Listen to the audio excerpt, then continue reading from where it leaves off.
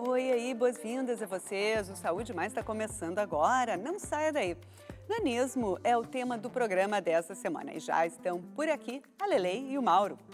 Não esquece de deixar a tua sugestão lá no Instagram do programa. Anota aí, @Saúde Mais TVRS.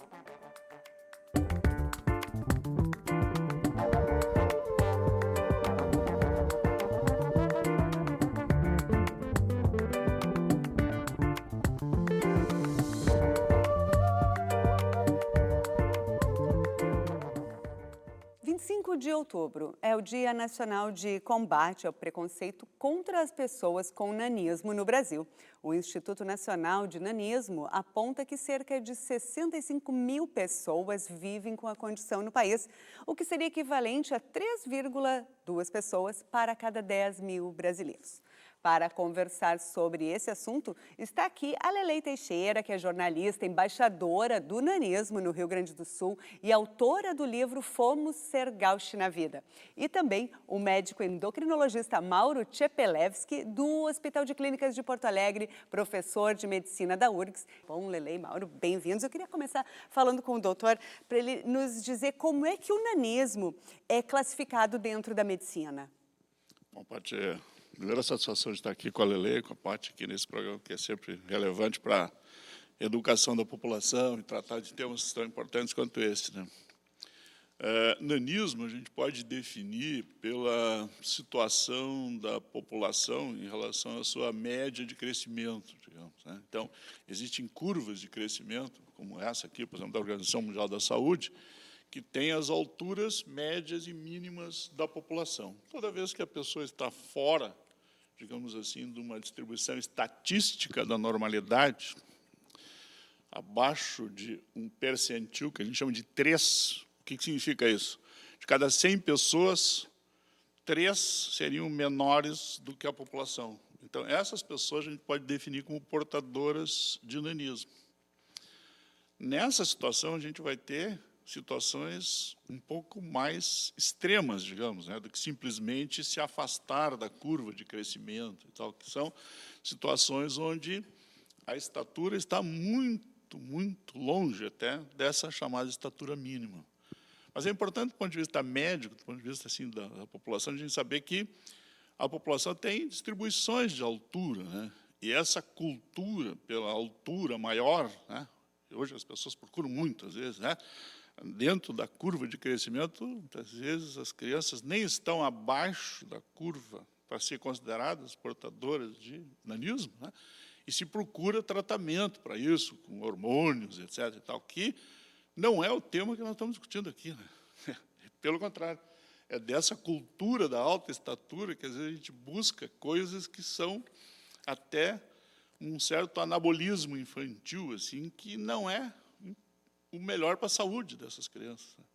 O que nós estamos discutindo aqui é o outro extremo, né, que é os nanismos que são muito longe dessa curva e que criam situações, às vezes, sociais e até de desenvolvimento das crianças e assim por diante, que é o estigma do extremo, né? Ou seja, aquela estatura, aquele nanismo abaixo dessa curva, mas muitos centímetros abaixo, e, em consequência disso, toda uma série de questões do dia a dia que acabam sendo muito relevantes, né? E a Lelei, de certa forma, é um belo exemplo aqui, e esse dia aí que se comemora isso, é um momento da gente trabalhar esse assunto, né? Essa cultura do maior, assim, né? Quer dizer, todas as coisas que são maiores são melhores, e todas que são menores são piores. Essa cultura é um conceito errado que a gente tem. E o primeiro ponto é a gente desestigmatizar essas questões, né? Várias dessas formas de nanismo hoje têm diagnósticos médicos bem precisos, desde hormonais, moleculares, uma parte tem até tratamento hoje, né? Então, assim, essas pessoas que acabam sendo, às vezes, inicialmente diagnosticadas com esses problemas, elas precisam, primeiro, entender o que está acontecendo, né? Estabelecer claramente qual é exatamente o seu distúrbio, muitas vezes não vai encontrar ainda uma causa, mesmo com todos os avanços de hoje, e se tem ou não tem os recursos médicos relacionados ao seu distúrbio, O primeiro ponto é exatamente o tema desse dia aí, é a gente entender que as pessoas, embora tenham estaturas diferentes, elas podem não ser e serão frequentemente muito mais felizes, às vezes, do que uma pessoa que tem a estatura Sim, a felicidade normal, maior. não Tem passa por absolutamente aí. nada a ver Sim, com isso, né? claro. Então, assim, esse é o ponto, né? Esse Sim. dia é muito importante para a gente desestigmatizar isso. Sim. Eu acho que a Lelê aqui é um exemplo muito Claro, importante a Lelê disso, vai né? nos contar inicialmente como é que foi a questão familiar. Tu tens uma irmã também que tem nanismo, né, Lelê? Como é que foi o diagnóstico, assim, lá atrás, assim, quando tu olha a menina, Lelê, como é que vocês se descobriram com o nanismo? Bom, primeiramente, eu quero dizer que eu estou muito feliz de estar aqui, não só por tema da nossa conversa, porque a TVE foi um lugar que eu trabalhei durante 4 anos, foi talvez assim os melhores anos de trabalho da minha vida, né? Que fui muito feliz. E estar aqui para falar sobre nanismo, para mim é muito importante, assim, porque eu sou uma lutadora pela causa, assim, mas no sentido de fazer com que as pessoas entendam o que é acessibilidade, o que é inclusão, o que é respeito, né? Eu fui nomeada embaixadora do nanismo no Rio Grande do Sul, e quando me deram esse título, eu fiquei muito surpresa. Aí a Velvet Severo, que é uma grande amiga de Rio Grande, que tem um filho com nanismo, me disse, não, a gente está dando pela tua atuação, porque tu escreve sobre isso, tu fala muito sobre isso, e tu desvendou um universo assim que era muito invisibilizado, né? E aí eu concordei com ela, assim, porque eu realmente fiz isso, né? E quando eu escrevi o livro era um projeto meu e da minha irmã. Só que a minha irmã morreu antes da gente concretizar esse projeto, e eu me senti assim dever de fazer, dever de escrever. Claro, não como seria o livro, porque eu faria a parte prática e tal, e a minha irmã faria a parte teórica pelos estudos dela, né? Mas eu consegui escrever, e é uma maneira de dizer assim o que é o nanismo, né? O que foi na família. A família foi super acolhedora e receptiva, porque buscaram causas, encontraram um médico incrível, né, que é chamado Décio Martins Costa, que disse para o meu pai e minha mãe que nós tínhamos nanismo e que era só isso, era só o tamanho, no mais o nosso desenvolvimento seria normal, tudo seria tranquilo, e ainda botou assim, botem as filhas de vocês no mundo. E eu acho que eles fizeram isso, assim. A gente nunca teve nenhum limite, assim, né? Não pode isso, não pode aquilo. E a minha mãe sempre foi uma defensora, assim. Ela notava quando as pessoas estavam olhando muito para a gente, ela notava quando alguém estava rindo, e ela sempre tinha uma reação educada, mas tinha, né? Então, eu acho que esse comportamento da família foi fundamental para que a gente tivesse assim esse suporte para ir para a vida, assim, né? Então eu acho que a família, e eu tenho muitos primos, então a gente convivia muito com os primos, a gente brincava muito, e nunca teve, ai, tu não pode fazer isso porque tu é muito pequenininha, não tinha, não existia essa proibição, assim, né? Então, e a gente na época da infância, pré-adolescência, a gente não tinha muita consciência ainda, né, do que poderia ser mais adiante essa condição. Fomos descobrir mais tarde toda a questão do preconceito, assim, e que daí para frente era enfrentar, porque o preconceito existe e ele até hoje ele é pesado, assim, né? Até porque a palavra não, ela tem uma conotação péssima. Por isso a comunidade do nanismo deixou de usar a palavra, porque a palavra só ofendia, ela não. E aí nós passamos a usar a pessoa com nanismo, né?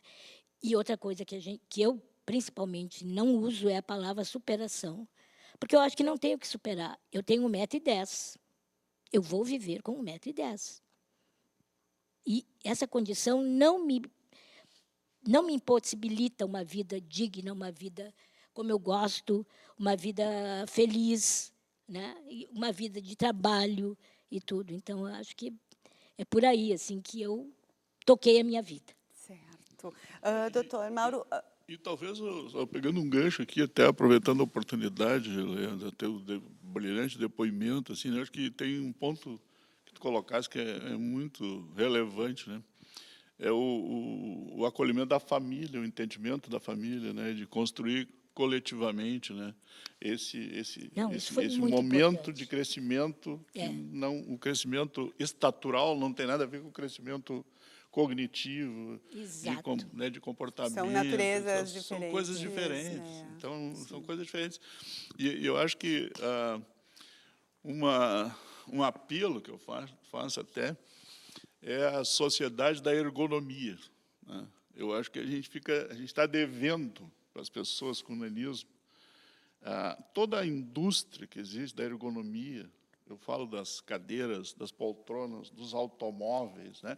Hoje se fala muito, etc., e tal, sobre uma série de coisas. Tem carros elétricos, isso, aquilo, etc. e tal. Mas a determinada estatura abaixo dela tem muitas limitações. No próprio livro da Lelei, a capa, Sim. que é sob o ponto de vista da Mariane Rotter, que é uma fotógrafa que tem nanismo, ela fotografa na altura dela e a gente vê, assim, né, ela está num banheiro Sim. e a altura do espelho, né, ela Sim. só mal consegue ver o topo aqui da Mas cabeça, por né? que é que não tem o vaso sanitário com Isso. altura menor, então? Não, Essa que linha, entra ela- num banheiro público, por exemplo. Sim, sim, Né? sim. Aí tá a pia, eu não alcanço em nada. Então, lavar a mão é uma coisa que eu não lavo num espaço público.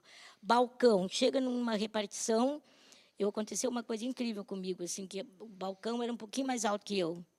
Aí eu cheguei, eu ia para uma entrevista com um trabalho que eu estava fazendo, e parei no balcão.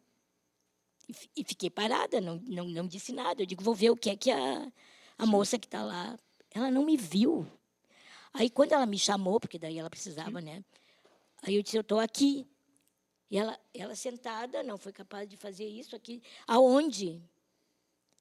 Aí eu dei a volta, entrei onde ela estava e disse assim, aqui? Sim. Porque esse balcão é tão alto que tu não me vê. Sim.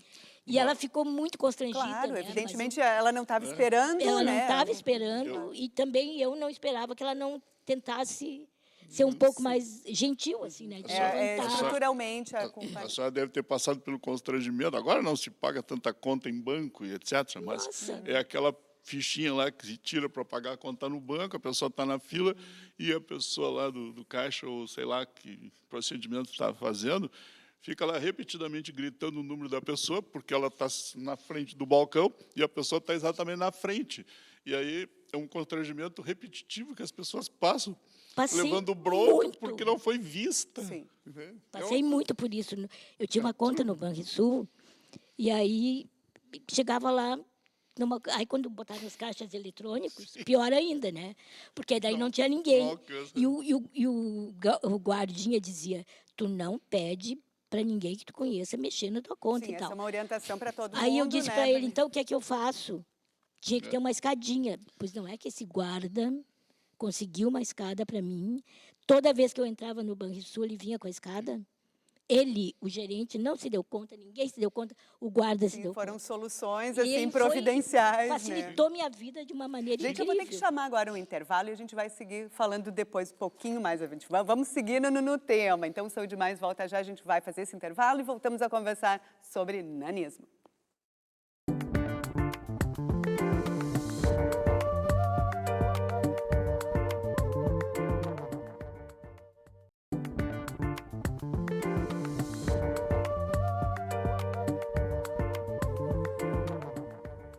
De volta com o Saúde Mais, a gente continua a conversar com a jornalista Lelei Teixeira e o médico endocrinologista Mauro Tchepelevski sobre nanismo. Doutor Mauro, existem vários tipos de nanismo. Quais são os principais? No que eles diferem? Primeiro, assim, existe uma classificação genérica, digamos que é muito importante, que a gente divide em... a pessoa tem uma estatura menor do que essa curva. Então, a primeira avaliação importante é verificar se a pessoa tem as extremidades e o tronco, os braços e as pernas proporcionais ao tronco, digamos, né? Então, a gente chama isso de nanismo proporcionado ou desproporcionado, no sentido de que existem comprimentos estabelecidos, em geral, médias, etc., que fazem diferenças, né? Então, se a pessoa tem as extremidades e o tronco diferente, é um grupo de distúrbios que a pessoa tem. Se ela não tem essa desproporção, ela tem uma relação entre o tronco, as pernas, os braços, né, que a gente chamaria de normal, normal no sentido de que toda pessoa é menor e a gente tem umas medidas para estabelecer isso, que consideram, então, essa proporcionalidade. Esses grupos de doenças são diferentes. Digamos, hoje, grande parte dessas doenças onde há essa desproporção e tal, elas são doenças que têm uma causa molecular. Digamos, a gente tem lá uma enzima na formação de um tecido ósseo que não se formou completamente. Então, os ossos acabam não crescendo. Tem uma parte do tecido colágeno do organismo, por exemplo, que ele é o começo da formação dos ossos. Então, aí uma mutação lá de um determinado gene não vai formar aquela parte do colágeno e não vai formar aquele osso que depende daquele colágeno. Outras situações são mais de uma alteração dessas moleculares, digamos, né? Esse grupo de distúrbios hoje são centenas de distúrbios. Antigamente a gente tinha o que se chamava de acondroplasia, que é a falta da cartilagem do crescimento. Quando a gente nasce, digamos, se a gente fizer uma radiografia da mão de uma criança, a gente vai se surpreender, porque vários ossos aqui da mão e da extremidade do braço, por exemplo, nem se formaram ainda. É só tecido colágeno que tem ali. E aí ali é que vai acontecer o crescimento. E o crescimento vai parar na puberdade, por exemplo, quando surgem os esteroides sexuais, o estrógeno e a testosterona. Eles vão fechar a cartilagem essa do crescimento. Pois bem, há pessoas que nascem sem essa cartilagem do crescimento, por exemplo, que é uma forma grave de nanismo, né? Então, vão acontecer algumas alterações. Esse grupo de doenças, hoje, ele é muito bem diagnosticado, já, porque grande parte dessas alterações moleculares elas já foram descritas. O que é ruim? É ruim a gente não ter o tratamento para isso, né? Então, algumas doenças dessas já têm tratamento. Elas vão, ou seja, nós vamos, se diagnosticarmos hoje, as crianças, talvez, no futuro, elas tenham uma altura diferente, né? Tratar desses distúrbios desproporcionais não é uma coisa tão simples, porque são alterações moleculares lá bastante complexas, algumas delas. São precursores, etc. Não é simplesmente resolvendo lá um defeito molecular que vai se resolver isso. Ou seja, o tema de aprender a conviver, a crescer, a desenvolver-se com uma estatura menor, ele vai continuar, mesmo com o desenvolvimento científico e tal. No outro lado das doenças, a gente tem muitos tratamentos, por exemplo, nanismo hipofisário, a falta do hormônio do crescimento. Isso hoje até o sistema público tem um protocolo de tratamento disponível lá desde o ano 2000, ou seja, quem tem deficiente de hormônio do crescimento pode se tratar, inclusive no sistema público brasileiro. Isso não há nenhuma dificuldade, tem investigação para isso, diagnóstico para isso e tal, e se tem como fazer esse diagnóstico, né? Doenças outras, como, por exemplo, doenças da tireoide também, né? Isso é facilmente tratável hoje, né? E outras formas de nanismo hormonal também existem, envolvendo outros hormônios, mas, fundamentalmente, a deficiência do hormônio do crescimento, né, e dos hormônios da tireoide é que é mais relevante aí, né? Sim. Agora, veja só, existe uma forma de nanismo, por exemplo, que é muito interessante, é o nanismo que a gente chama de psicossocial. O que é isso? É assim, uma criança que perdeu os pais, por exemplo, inexoravelmente, um acidente, alguma coisa assim, e ela vai entrar num distúrbio emotivamente complexo, né, que ela vai ter, de certa forma, uma forma funcional de deficiência do hormônio do crescimento. Enquanto a gente não der afeto, comida, carinho, entendê-la, ela vai ter dificuldade para crescer. E o tratamento, embora tenha um componente hormonal, ele continua tendo a base que faz do cuidado, variantes, que é né? Assim. Entender, oferecer o carinho, o afeto que ela precisa, os aspectos nutricionais, etc. E tal. Que voltamos ao assunto inicial, Claro. que é o estigma. Eu queria chamar a Lelei aqui para também nos dizer assim, Lelei, como é que tu percebe a representação do nanismo, assim, no entretenimento, o entendimento das pessoas, eu sei, imagino que seja muito, muito grande, talvez o assunto também foi ganhando novos contornos, assim, então conta pra gente. Eu acho que é uma condição marginalizada, muito ainda, e foco de piadas, das piores piadas que tu possa imaginar, assim. Eu sou contra a piada. Já ouvi de pessoas que eu sou muito radical e tudo, mas eu acho que a piada reforça o preconceito. A piada assina embaixo do preconceito. Aí, recentemente, aconteceu um show de um cantor, não sei se vocês chegaram a ver, que ele, no espetáculo, ele pega uma mulher com nanismo e passa por cima, ele cantando e essa mulher sendo passada de mão em mão, assim. Eu fiz um texto dizendo que eu achava um desrespeito, que mesmo que essa moça tenha aceitado, porque ela ganhou dinheiro, e talvez ela precise de dinheiro, ok? Mas o desrespeito é dele, de chamar uma mulher com nanismo para fazer aquela brincadeira e divertir uma plateia. Isso é até uma infantilização da pessoa, Infantilização né? total, assim, sabe? Tu estavas me contando em off que em alguns encontros sociais já passaram a mão no teu cabelo, como se tu fosse uma criança. Como é que tu enxerga? De um modo geral, existe assim um desrespeito. É claro que no meio que eu convivo isso não existe, assim, né? E eu sempre fui muito respeitada profissionalmente, nunca tive nenhum problema no trabalho nem nada, mas na rua eu tenho. Eu já fui chamada de pintora de rodapé e mulher de bolso, caminhando na rua, assim. Aí passa aquele grupo de rapazes, homens e tudo, e começam a rir e a comentar. Então, isso é muito ruim, assim, sabe? Eu sempre reajo de forma, tento ser bem educada, mas tem horas que a educação, que tu tem vontade de jogar a educação longe e comprar uma briga. Não faço mais isso, né? Eu ouço e vou adiante, porque eu acho que não tem sentido tu ficar discutindo o preconceito. O preconceito existe, ele é muito pesado ainda, e ele passa muito por essa questão da piada, né? De te olhar e achar que tu é um brinquedo, que eles podem fazer o que querem contigo, assim. Então, isso é pesado e isso existe.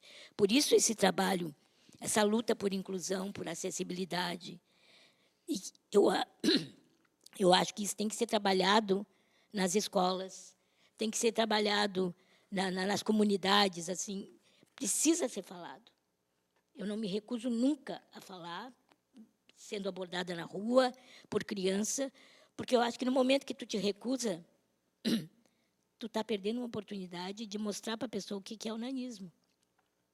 Então, eu não me recuso, eu vou lá, eu falo, eu adoro ir em escolas falar com jovens, com adolescentes, com crianças, já fiz isso várias vezes, e tu nota assim, que muda completamente a relação. Porque tu abre um caminho e as pessoas podem te perguntar o que elas quiserem. Sim. Então, esse trabalho é super necessário. Tu achas que tem algum avanço médico ou tecnológico que tu ainda gostaria de usar para melhorar a tua qualidade de vida, arquitetônico, que é uma barreira? Assim. Arquitetônico, com certeza, né? Porque as barreiras arquitetônicas... Eu tenho amigos arquitetos maravilhosos, né? Assim, que me chamam a atenção sobre acessibilidade. Eu tenho uma amiga, Flávia Boni Licht, o nome dela. Eu ando com ela e ela diz, olha aqui, ó, essa escada não é acessível para ti. Essa calçada, ela vai chamando a atenção e eu vou me dando conta. E, por exemplo, a minha casa é uma casa adaptada, mas não é uma casa que uma pessoa da tua altura, não possa conviver, não possa viver bem lá dentro. Então, eu fiz uma adaptação que não invalida que uma pessoa de 1,80 m, né, possa ficar bem na minha casa. E eu acho que isso falta em relação ao nanismo, em ambientes públicos. Meu Deus do céu, assim, se tu sai, tu vai ver assim, que a acessibilidade não existe. A inclusão pode até existir, as pessoas podem te receber muito bem, te tratar muito bem, mas a acessibilidade ela é complicada, assim, nas questões públicas, banheiro público, espaços públicos de um modo geral, assim. Bom, o tempo correu, né? A gente está já se aproximando do fim do programa. Eu gostaria que vocês deixassem, então, os últimos esclarecimentos, assim, algo que eventualmente poderia ser falado, eu não perguntei. Então, por favor, fique à vontade, doutor. Olha, primeiro a satisfação de ver toda a construção que a gente está vendo, né, de uma pessoa que superou em parte isso e tem depoimentos assim muito relevantes exatamente para a gente superar esses estigmas todos, né? E acho que a gente, assim, as famílias, ao constatarem um distúrbio que é do crescimento, é sempre importante procurar atendimento médico e tal, entender o que está acontecendo para receber uma orientação sobre isso, né? Hoje a gente tem diagnósticos relativamente precisos e tal, tem os sistemas públicos, privados e tal, que fazem isso, né? E procurar entender cada um o seu distúrbio, né? Para ver assim, qual é a minha trajetória, o que é que eu tenho a fazer, como é que eu me entendo aqui nesse momento e como eu vou construir, né, essa trajetória.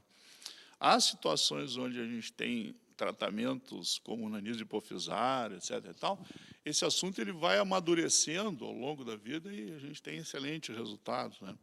Em outros, a gente tem muitas perspectivas, mas sempre essa questão do estigma, da educação e tal, ela precisa ser trabalhada para se entender que as pessoas precisam conviver em sociedade, seguir a sua trajetória, fazer suas escolhas profissionais, né, que não sejam limitadas pela altura, né, que possam subir no ônibus, né, conseguir entrar no carro, enfim, essas coisas todas, que são superações, mas nós como sociedade, precisamos entender isso, né?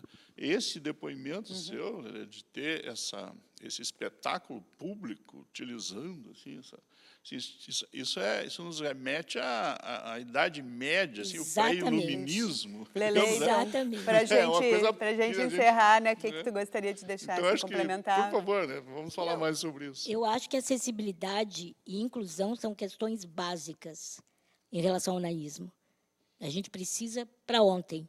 E temos leis hoje, temos uma infinidade de coisas que buscam proteger as pessoas com nanismo, buscam reforçar os direitos, mas isso tem que estar nas comunidades. A lei está lá.